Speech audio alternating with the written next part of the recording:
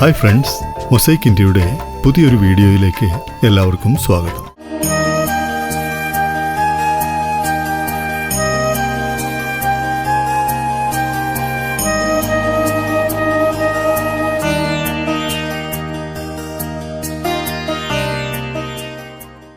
വേനൽ ചൂട് കനക്കുകയാണ്.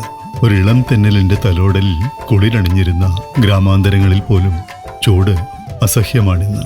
മനുഷ്യരെ പോലെ പക്ഷിമൃഗാദികളുമൊക്കെ ഈ കത്തുന്ന വേനലിന്റെ കാഠിന്യം താങ്ങാനാവാതെ ഉഴലുകയാണ്. കടുത്ത ജലക്ഷാമത്തിന്റെ പിടിയിൽ അകപ്പെട്ടുകൊണ്ടിരിക്കുകയാണ് ദൈവത്തിന്റെ സ്വന്തം നാടെന്നറിയപ്പെടുന്ന കേരളത്തിന്റെ പല പ്രദേശങ്ങളും. പലയിടങ്ങളിലും കുടിവെള്ളക്ഷാമം രൂക്ഷമാണ്. ടാങ്കറുകളിലും മറ്റും എത്തിക്കുന്ന കുടിവെള്ളത്തിന്റെ ശുദ്ധിയിലും ആശങ്കകളുണ്ട്. പകർച്ചവ്യാധികൾ പടർന്നു പിടിക്കുമോ എന്ന ഭീതിയും നിലനിൽക്കുന്നു. കിളികൾക്ക് കുടിക്കുവാൻ ദാഹജലം നിറച്ച പാത്രങ്ങൾ പലയിടത്തും തൊടികളിൽ നിരത്തുന്ന കാഴ്ചകളും നമുക്ക് കാണാം.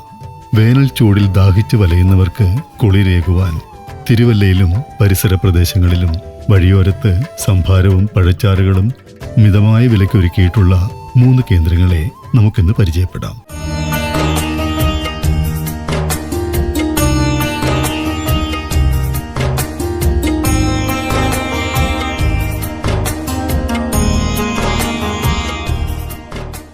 തിരുവല്ല തകഴി റോഡിൽ പൊടിയാടിയും കടന്ന് വൈക്കത്തില്ലം പാലത്തിന് തൊട്ടു മുൻപായിട്ടാണ് രാജേഷിന്റെ ജ്യൂസ് കട.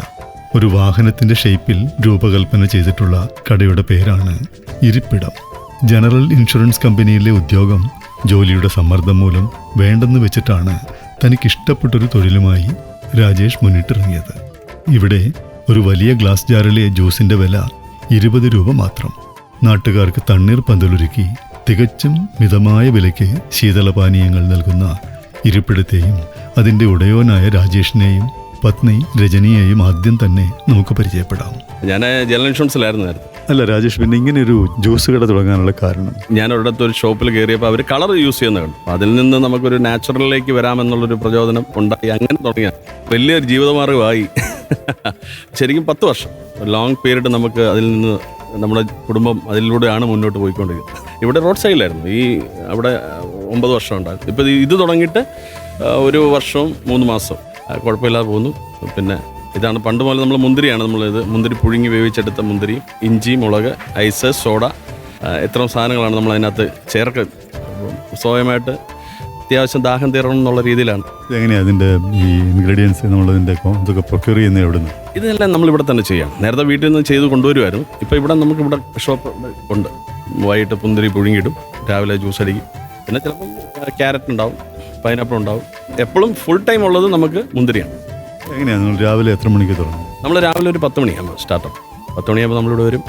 പിന്നെ രാത്രി 10 to 10 സമയത്താണ്. ഏകദേശം അത്യാവശ്യം നമുക്ക് കുറേ റെഗുലർ കസ്റ്റമറുണ്ട്. അവരുടെ സ്നേഹവും അവർക്ക് കൊടുത്ത നമ്മുടെ ഉത്തരവാദിത്വമൊക്കെയാണ് നമ്മൾ ഇവിടം വരെ ഇവിടെ എത്തിച്ചത്. എങ്ങനെയാണ് ഈ മൺസൂൺ കാലത്തൊക്കെ ജ്യൂസിന് വലിയ ചിലവുണ്ടാവില്ല അല്ലേ? ഒരു ആവറേജ് ബിസിനസ് ഉണ്ട് നമുക്ക്. ഇപ്പം എന്നോടുള്ളൊരു സ്നേഹം കാരണം ദാഹമില്ലേലും കയറി കുടിക്കുന്ന ആൾക്കാരുണ്ട്. അങ്ങനെ ഒരു ആവറേജ് ബിസിനസ് നമുക്കുണ്ട്. എപ്പോഴും സ്റ്റേബിളായിട്ട് പോകുന്നുണ്ട്. കൂടെയുള്ളതാരെ വൈഫാണല്ലേ? പുള്ളിക്കാരി ഫാഷൻ ഡിസൈനറാണ്. ഇപ്പം അതൊക്കെ മാറ്റി വെച്ച് ഇപ്പം ഇതിലേക്കായി. ഫാഷൻ ഡിസൈനിങ് ഒന്നും ഇപ്പോൾ ചെയ്യാറില്ല? ഇല്ലില്ല. പുള്ളിക്കാരി പഠിച്ചതും വർക്ക് ചെയ്തതൊക്കെ ജയ്പൂരായിരുന്നു. അപ്പോൾ സ്വാഭാവികമായിട്ട് ഇതിനകത്ത് ആയി. ഇപ്പം ഞങ്ങൾ രണ്ടും കൂടാണ്. അതാകുമ്പോൾ നമ്മുടെ സ്ഥാപനമല്ലേ. ഫാമിലി 2 മക്കൾ, 2 ആൺകുട്ടികളാണ്. ഒരാൾ 8ാം സ്റ്റാൻഡേർഡിൽ, ഒരാൾ 6ാം സ്റ്റാൻഡേർഡിൽ. എങ്ങനെയാണ് അതിൻ്റെ ഒരു ആവറേജ് ഇൻകം? ആവറേജ് നമുക്കൊരു ഡെയിലി 200-250 ക്ലാസ് പോകും.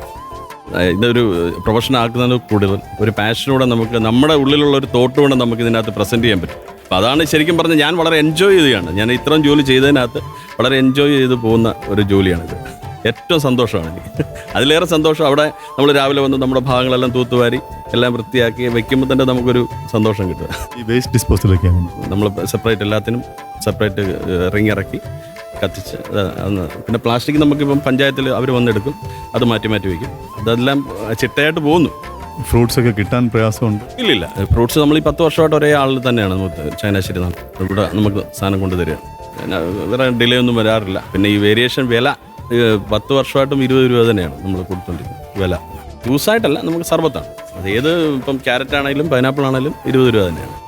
ഞാനൊരു 70% ആൾക്കാരുമായിട്ട് സംസാരിച്ചാണ് പോകുന്നത്. ഏകദേശം ഒരാളുടെ ജീവിതാവസ്ഥ എന്താണെന്ന് എനിക്കറിയാം. അതുകൊണ്ടാണ് നമ്മൾ റേറ്റ് കൂട്ടുക. അതല്ല പൈസയ്ക്ക് ആവശ്യമില്ലാഞ്ഞിട്ടല്ല. അവരെ കൂടെ സേവ് ചെയ്യണമല്ലോ നമ്മൾ. ഹാപ്പി. വളരെ ഹാപ്പിയാണ്. നല്ലൊരു ഗായകൻ കൂടിയായ രാജേഷ് ശനിയാഴ്ച തോറും തന്റെ ഇരിപ്പിടത്തിൽ ഗാനസന്ധ്യയും ഒരുക്കുന്നു. ദൂരസ്ഥലങ്ങളിൽ നിന്ന് പോലും കേട്ടറിഞ്ഞ് ജ്യൂസ് കുടിക്കുവാനും ഗാനസന്ധ്യയിൽ പങ്കെടുക്കുവാനുമൊക്കെ ആളുകൾ എത്താറുണ്ട്. നമുക്കിനി രാജേഷിന്റെ രണ്ടുവരി പാട്ട് കേട്ടാലോ? മറന്നു പോ മകളെ, എല്ലാം മറക്കുവാൻ നീ പഠിച്ചോ. മറന്നു പോ മകളെ, എല്ലാം മറക്കുവാൻ നീ പഠിച്ചോ. അകലെ കൊഴുകുന്ന പുഴയാം നിന്നെ ഞാൻ, അകലെ കൊഴുകുന്ന പുഴയാം നിന്നെ ഞാൻ മനസ്സിൽ തടഞ്ഞു വെച്ചു വെറുതെ. മറന്നു പോ മകളെ, എല്ലാം മറക്കുവാൻ നീ പഠിച്ചോ. ലവ്ലി. Thank you. എല്ലാ ദിവസവും ഇവിടെ ഒരു ഗാനസന്ധ്യ ഉണ്ട്. എല്ലാ ദിവസവും എന്ന് വെച്ചാൽ അങ്ങനെ ആരെങ്കിലും പാട്ട് പാടാനായിട്ട് ആഗ്രഹം ഉള്ള, അല്ല ഇവിടെ വരുമ്പോൾ പാട്ട് പാടി കേൾക്കണമെന്നൊക്കെ പറയുമ്പോഴത്തേക്കും നമ്മൾ ചെയ്യും. അല്ലാതെ എല്ലാ ശനിയാഴ്ചയും വൈകിട്ട് 6 മണി തൊട്ട് 9 മണി വരെ. ഏകദേശം എത്ര പേരൊക്കെ ഉണ്ടാവും? പാട്ട് പാടാനായിട്ട് 5 പേര് ഉണ്ട് നമുക്ക്. അത് കൂടാതെയും വരും. റിട്ടയർഡ് SI ഉണ്ട്, ബാങ്ക് മാനേജറുണ്ട്, പിന്നെ നമ്മുടെ ക്രൈം ബ്രാഞ്ചിലെ SI, അത് സാറ് ഇപ്പോഴും സർവീസിലുള്ള ആളാണ്. അപ്പോൾ അങ്ങനെ കുറേ പേരുണ്ട്. തിരുവല്ലയ്ക്കടുത്ത് കാവും ഭാഗം പെരിങ്ങര റോഡിൽ പെരിങ്ങര ലക്ഷ്മി നാരായണ ക്ഷേത്രത്തിനടുത്താണ് KP രാജേന്ദ്രൻ നായരുടെ വാര്യത്ത് സ്റ്റോഴ്സ് എന്ന ജ്യൂസ് കട. 2 തവണ തിരുവല്ല നഗരസഭയുടെ കൗൺസിലറായിരുന്നു രാജേന്ദ്രന്റെ അച്ഛൻ RP എന്നറിയപ്പെട്ടിരുന്ന R പുരുഷോത്തമൻ പിള്ള. അപ്പൂപ്പന്റെ പാത പിന്തുടർന്നാണ് ജീവനോപാധിയായി രാജേന്ദ്രനും ശീതളപാനീയ കച്ചവടത്തിലേക്ക് തിരിഞ്ഞത്. വൃത്തിയും വെടിപ്പുമുള്ള അന്തരീക്ഷത്തിൽ സാധാരണക്കാരന്റെ കീശയ്ക്കുതകുന്ന വിലയ്ക്ക് വയറു നിറയെ പഴച്ചാർ നൽകുക രാജേന്ദ്രന് ഒരു ചാരിതാർത്ഥ്യമുള്ള കാര്യമാണ്. 350 ml കൊള്ളുന്ന വലിയ ഒരു ഗ്ലാസ്സിലെ ജ്യൂസിന് വെറും 25 രൂപ മാത്രം. ഉച്ചയ്ക്ക് 1 മണിക്ക് തുറക്കുന്ന കട രാത്രി വൈകി 2 മണി വരെ തുറന്നിരിക്കും. ഇവിടുത്തെ ജ്യൂസിന്റെ രുചി പ്രസിദ്ധമാണ്. ദൂരസ്ഥലങ്ങളിൽ നിന്ന് പോലും ജ്യൂസ് രുചിക്കാൻ ആളുകൾ എത്താറുണ്ട്. എല്ലാ ദിവസവും പോയി ഫ്രൂട്ട്സ് പോയി ചങ്ങനാശ്ശേരിയിൽ നിന്ന് എടുക്കുക, ഡെയിലി എടുക്കുക. ഫ്രൂട്ട്സ് ഐറ്റം മാത്രമേ ഉള്ളൂ, അല്ലാതെ വേറെ അതിനകത്ത് വേറെ ഐറ്റംസ് ഒന്നുമില്ല, കളർപ്പൊന്നുമില്ല. എല്ലാം നമ്മളെടുക്കുന്ന പൈനാപ്പിള്, മുന്തിരി, മാങ്കോ, ഓറഞ്ച്, പിന്നെ പേരയ്ക്ക, പിന്നെ ഇതെല്ലാം മിക്സ് ചെയ്തൊരു അടിയുണ്ട് ജ്യൂസ്, മിക്സ് ജ്യൂസ്. അപ്പോൾ അത് നമ്മുടെ കടയിൽ മാത്രമേ ഉള്ളൂ എല്ലാവരും ഈ ഇന്നത് വേണമെന്ന് പറയാത്തത്. ചേട്ടാ ഒരു 4 3 ഇങ്ങനെ പറയത്തുള്ളൂ. എല്ലാ ആൾക്കാരും ഒന്നും അല്ല ഇന്നത് വേണമെന്ന് ആൾക്കാരൊന്നും. 4 എന്ന് പറയുമ്പോൾ ഏതാണെന്ന് എങ്ങനെയാണ് മനസ്സിലാവുന്നത്? എനിക്കറിയാം. ഞാൻ പറഞ്ഞില്ല, ഞാൻ കൊടുക്കുന്ന ഏതും പിള്ളേർക്ക് സന്തോഷത്തോടെ സ്വീകരിക്കുക, അതിനകത്ത് വ്യത്യാസങ്ങളൊന്നുമില്ല.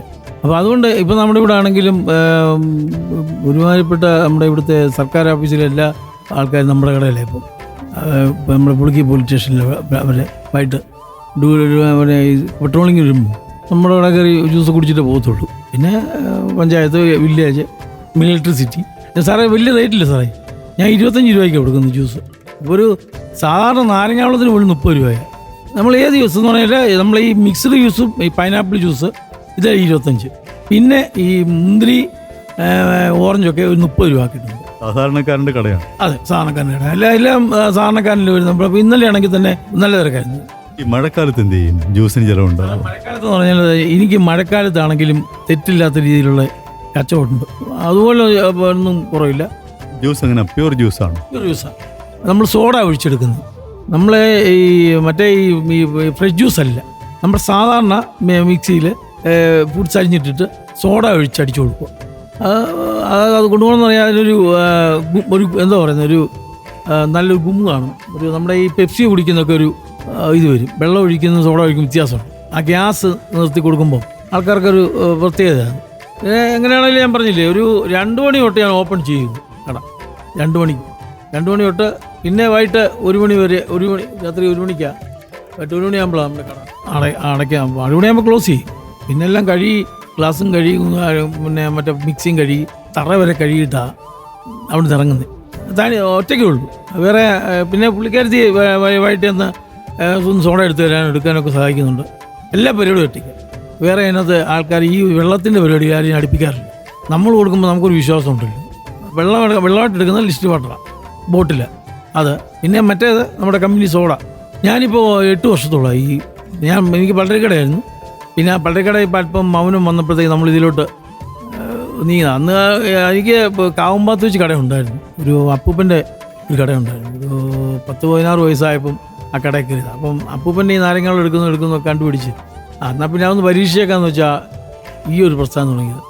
ന്യായമുള്ള കച്ചവടം സാറേ, കുഴപ്പമില്ല. ഞാൻ പറഞ്ഞില്ലേ വലിയ റേറ്റില്ല. നമ്മുടെ ചങ്ങനാശ്ശേരിയിൽ നിന്ന് ഹോൾസെയിൽ കടയിൽ നിന്ന് ഫ്രൂട്ട്സ് എടുത്ത് ഇവിടെ കൊണ്ടുവന്ന് പൈനാപ്പിൾ ഇവിടെ തന്നെ അരി മുന്തിരി ഒരു ബക്കറ്റിലിട്ടിട്ട് കല്ലുപ്പിട്ടൊക്കെ കഴുകി നീറ്റാക്കിയിട്ടാണ് കൊണ്ടുവന്നു. നമ്മളെക്കൊണ്ട് പറ്റുന്ന രീതിയിലൊക്കെ വൃത്തിയാക്കി കൊടുക്കും. ആൾക്കാർക്കൊന്നും എന്ന് പറഞ്ഞാൽ ഈ കുഞ്ഞുങ്ങളൊക്കെ വന്ന് ഈ മുന്തിരിങ്ങ ജ്യൂസ് കുടിക്കുന്നത്. അപ്പോൾ അതൊക്കെ ഒന്ന് വൃത്തിയായിട്ട് കൊടുക്കുമ്പോൾ നമുക്കൊരു സന്തോഷം. ഒരു ശകലം പോലും ബാലൻസ് വരുമ്പോൾ എനിക്ക് പേടിയാണ്. പിള്ളേർ എന്തോ പറ്റി എന്ന് ചോദിക്കും. അപ്പോൾ പിള്ളേർക്ക് ഇത് കുടിച്ചു കഴിഞ്ഞാലേ തൃപ്തിയാണ്. എന്ന് പറഞ്ഞാൽ വലിയ പുട്ട ഗ്ലാസ്സാണ്. നമ്മുടെ ഈ ചെറിയ സൈസ് ഗ്ലാസ് അല്ല, ഒരു 300 ml അടുത്ത് ഗ്ലാസ്സാണ്. അപ്പോൾ അത് കൊടുക്കുമ്പോൾ പിള്ളേരൊക്കെ ആണെങ്കിലും പകുതി വയ്യ പിള്ളേർ കുടിക്കുക. അങ്ങനെയൊക്കെ ചില പിള്ളേരൊക്കെ വന്ന് ഒരു ഗ്ലാസ് രണ്ടാക്കും കുഞ്ഞുങ്ങൾക്കൊക്കെ. അത് നമ്മൾ തന്നെ 2 ഗ്ലാസ് ആക്കി കൊടുക്കും. ഞാൻ അങ്ങോട്ട് പറയാം ചിലവർ വരുമ്പോൾ 4 എന്ന് പറയുമ്പോൾ പിള്ളേരെ കാണുമ്പോൾ മെമ്മറി 3 മതി. അങ്ങനെയൊക്കെ കാര്യങ്ങൾ. നമ്മൾ ഈ കുപ്പി ലിസ്റ്റ് വാട്ടർ എടുക്കുമെന്ന് പറഞ്ഞില്ലേ, അതിൻ്റെ ബോട്ടിൽ നമ്മൾ ഈ 1 ലിറ്ററിൻ്റെ വെള്ളം എടുക്കുന്നത്. ഈ ബോട്ടിൽ നമുക്ക് അതുകൊണ്ട് ഈ ഒരു ബോട്ടിലിട്ട് മാറ്റുന്നത് എന്നാന്ന് പറഞ്ഞാൽ ആ ഒരു ബോട്ടിൽ നമുക്ക് ഈ പാഴ്സൽ കൊടുക്കണം. 2 എണ്ണം, ഒരു കുപ്പിക്കകത്ത് 2 എണ്ണം കൊള്ളും. അപ്പം എങ്ങനെയാണെങ്കിൽ ഒരു 10-12 കുപ്പി നമുക്ക് വൈകിട്ട് സോഡ ഒഴിക്കാതെ വെള്ളം ഒഴിച്ച് കുടിക്കുന്നവരുണ്ട്. ആ 12 കുപ്പി വരുമ്പോൾ ഇത് പാഴ്സലായിട്ട് വീടുകളിൽ ഈ 2 എണ്ണം വെച്ചൊക്കെ ആൾക്കാർ കൊണ്ടുവന്നു.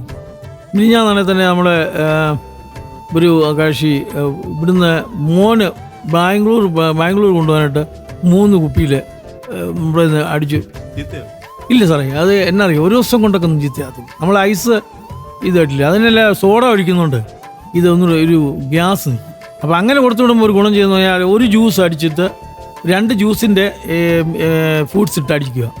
എന്നിട്ട് ഒരു സോഡ ഒഴിച്ച് ഇത് കുപ്പിയിൽ പകർത്തിയിട്ട് ഒരു സോഡയായിട്ട് പൊട്ടിച്ച് ഒഴിച്ച് അടച്ചു വെച്ചാൽ ആ ഗ്യാസ് നമ്മുടെ അത് പൊട്ടിക്കുന്ന പറഞ്ഞാൽ ഗ്യാസ് നിൽക്കും.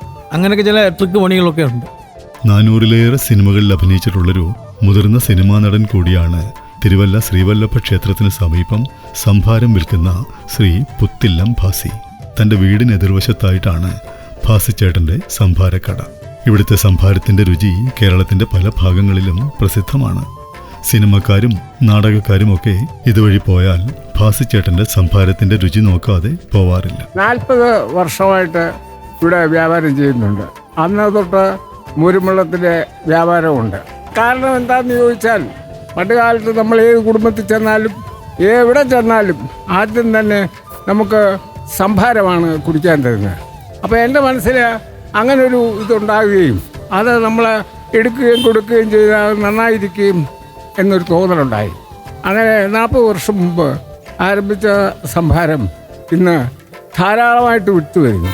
അതിൻ്റെ പ്രത്യേകതകൾ ഒന്ന്, ഈ പാക്കറ്റിൽ ഞാൻ ഇന്ന് വരെ ജീവിതത്തിൽ വാങ്ങിച്ചിട്ടില്ല, വിറ്റിട്ടില്ല, ഉപയോഗിച്ചിട്ടുമില്ല. അതാണ് അതിനകത്ത് പ്രധാനം. പശുമ്പാൽ വാങ്ങിച്ച് കാച്ചി കുറച്ച് എടുക്കുന്നതാണ്. പിന്നെ അമിതമായിട്ട് വെള്ളമൊന്നും ചേർക്കാറില്ല. പിന്നെ നല്ല അച്ചാർ, അതിൻ്റെ കൂടെ സോഡായും എല്ലാം കൂടി ഒഴിക്കുമ്പോൾ അത് നല്ലൊരു പാനീയമായിട്ട് വരും. ഈ ഒരു കോമ്പിനേഷൻ എവിടെ നിന്നാണ് കിട്ടിയത്? ഈ കോമ്പിനേഷൻ എന്ന് പറഞ്ഞു കഴിഞ്ഞാൽ ഈ അച്ചാർ എന്ന് പറയുന്ന സംഭവം എൻ്റെ ഭാര്യയാണ് അതിൻ്റെ പ്രധാന സൂത്രധാരക. അത് നേരത്തെ കഷണമായിട്ടായിരുന്നു. അപ്പോൾ അതെടുത്ത് ഈ കഷണം പാത്രത്തിനടി വരുമ്പോൾ കളയും. അപ്പോൾ അതിപ്പം എല്ലാ ഐറ്റവും കൂടെ മിക്സിയിലിട്ട് അടിച്ച് എടുക്കുകയാണ്. അപ്പോൾ അതിന് ടേസ്റ്റും ഉണ്ട്, അത് നഷ്ടപ്പെട്ടു പോവുകയുമില്ല. അങ്ങനെയാണ് അതിൻ്റെ ഈ അച്ചാറിൻ്റെ മിക്സിങ്. അത് മോരിനകത്ത് കൂടെ ചേർക്കുമ്പോൾ അത് നന്നായിരിക്കും. MG സോമൻ്റെ ഇടയ്ക്ക് എനിക്ക് പോകുന്ന കഴിഞ്ഞ് പിന്നെ നാടകത്തിനൊന്നും പോയില്ല. എൻ്റെ കുടുംബം ഇതിൻ്റെ പുറമില്ല. പണ്ട് അച്ഛന് ഇവിടെ ഒരു കട നടത്തിയിരുന്നു. അപ്പോൾ അതിൻ്റെ ഓർമ്മ വരികയും അങ്ങനെ ഒരു ചെറിയൊരു കട അങ്ങ് ആരംഭിക്കുകയും ചെയ്തു. ഈശ്വരാനുഗ്രഹം കൊണ്ട് ഇന്ന് വലിയ കുഴപ്പമില്ലാതെ ഇങ്ങനെ പോകുന്നു. ആടുജീവിതം ഉൾപ്പെടെ സംവിധായകൻ ബ്ലസ്സിയുടെ എല്ലാ സിനിമകളിലും ഒരു ചെറിയ വേഷമെങ്കിലും പുത്തില്ലം ഭാസിക്കുണ്ടായിരുന്നു. ഞാൻ കൊട്ടാരക്കര ശ്രീധരനായരുടെ സമിതിയിലായിരുന്നു 1971. അപ്പോൾ അദ്ദേഹം ഷൂട്ടിങ്ങിന് പോയപ്പോൾ എന്നെ കൂടെ വിളിച്ചു. തൃശ്ശൂർ ആയിരുന്നു അതിൻ്റെ ഷൂട്ടിങ്. കാരണം അവിടെ ഓട്ടു ഫാക്ടറികൾ ധാരാളമുണ്ട്. അദ്ദേഹം 10-100 ഓട്ടു ഫാക്ടറിയുടെ ഓണറായിട്ട് ആണ് അഭിനയിക്കുന്നത്. അപ്പം ഞാൻ അവിടെ ചെന്നപ്പോൾ PN മേനോൻ എന്ന് പറഞ്ഞ അദ്ദേഹമാണ് സംവിധാനം. എന്നോട് ചോദിച്ചു, ചെറിയൊരു വേഷം ചെയ്യാമോ? നമ്മൾ സാർ എനിക്ക് ക്യാമറയൊന്നുമായിട്ട് വലിയ ബന്ധമൊന്നുമില്ല. അതൊന്നും വേണ്ട, കുഴപ്പമില്ല, ഡയലോഗൊക്കെ പറയാം, അതൊക്കെ പറയാം, എന്നാ മതി. അങ്ങനെ ഞാൻ കൊട്ടാരക്കര നേടിയിട്ടൊരു മാനേജറായിട്ട് അതിനകത്ത് 4-5 സീൻ അഭിനയിച്ചു 71. അങ്ങനെയാണ് എൻ്റെ സിനിമാ ജീവിതത്തിൻ്റെ തുടക്കം. പിന്നീട് ഇങ്ങോട്ട് തീരങ്ങളെ തണല്, മണ്ണ്, വെല്ലുവിളി, പടിമുടക്ക്, നക്ഷത്രങ്ങളെ കാവൽ, രാഗന്താനം, പല്ലവി, താവളം, തുറന്നതിലെ ലോറി, യക്ഷിപ്പാറും ആ കാലഘട്ടത്തിൽ ഉള്ളതാണ് ഇപ്പോൾ പറഞ്ഞു. ഇതുവരെ എത്ര സിനിമയിൽ അഭിനയിച്ചു? എനിക്ക് തോന്നുന്നത് 10-100 അടുക്കാനായിട്ടുണ്ട്. കാരണം തിരുവല്ലക്കാരനായാലും ബ്ലിസ് സാറിൻ്റെ 8 പടങ്ങളിൽ അഭിനയിച്ച ഒരു നടൻ ഞാൻ മാത്രമേ ഉള്ളൂ. അദ്ദേഹം 8 പടമേ എടുത്തിട്ടുള്ളൂ. ഈ ആടുജീവിതം വരെ ഒരു കൊപ്രാവെട്ടുകാരനായിട്ട് ഉള്ളൊരു സീനിൽ അഭിനയിച്ചു. ഒരു സീനേ ഉള്ളായിരുന്നു. ന്യൂജൻ സിനിമകളെ പറ്റിയും അദ്ദേഹത്തിന്റെ തന്റേതായ അഭിപ്രായമുണ്ട്. ന്യൂ ജനറേഷൻ വന്നിപ്പോൾ വെട്ടും കുത്തും കൊലപാതകവും അല്ലാതെ കുടുംബകഥയില്ലല്ലോ. അച്ഛനില്ല, അമ്മയില്ല, അമ്മാവനില്ല, കാരണവരില്ല, കാര്യസ്ഥനില്ല, വേലക്കാരനില്ല, ഒന്നുമില്ലല്ലോ. അപ്പോൾ പിന്നെ എൻ്റെ പ്രായം വെച്ച് നോക്കുമ്പം അതിനുള്ള വേഷമുണ്ടല്ലേ സാറായാലും എന്നെ വിളിക്കുന്നുള്ളൂ. അപ്പം അതുകൊണ്ട് ഇപ്പം ഇച്ചിരി കുറവാണ്. നമുക്കതൊന്നും ഒരു പ്രശ്നമല്ല. അതിനടുത്തോളം കാലം അഭിനയിക്കണമെന്നുള്ള ആഗ്രഹം, അതാണ് കല എന്ന് പറയുന്നതിൻ്റെ ഗുണം. വേനൽ ചൂടിൽ ദാഹമകറ്റാൻ ശ്രീ പുത്തില്ലം ഭാസിയും രാജേന്ദ്രൻ നായരും രാജേഷുമൊക്കെ നടത്തുന്നത് ഒരു സാമൂഹ്യ പ്രവർത്തനം കൂടിയാണെന്ന് പറയാതെ വയ്യ. കുറഞ്ഞ വിലയ്ക്ക് സ്വാദിഷ്ടവും ശുദ്ധവുമായ ശീതളപാനീയം നാട്ടുകാർക്ക് ലഭ്യമാക്കുന്ന ഇവർക്കെല്ലാ ഭാവുകങ്ങളും നേർന്നുകൊണ്ട് നമുക്ക് ഈ എപ്പിസോഡ് ഇവിടെ അവസാനിപ്പിക്കാം.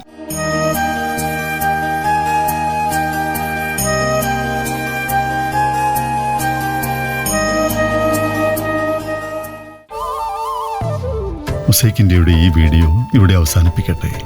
നിങ്ങളുടെ അഭിപ്രായങ്ങളും നിർദ്ദേശങ്ങളും മൊസൈക്ക് ഇന്ത്യയുടെ യൂട്യൂബ് കമന്റ് ബോക്സിൽ രേഖപ്പെടുത്താനും മറക്കല്ലേ. നമുക്കിനി മറ്റൊരു വീഡിയോയിൽ വീണ്ടും കണ്ടുമുട്ടാം. സ്നേഹത്തോടെ, രാധാകൃഷ്ണൻ കുറ്റൂർ.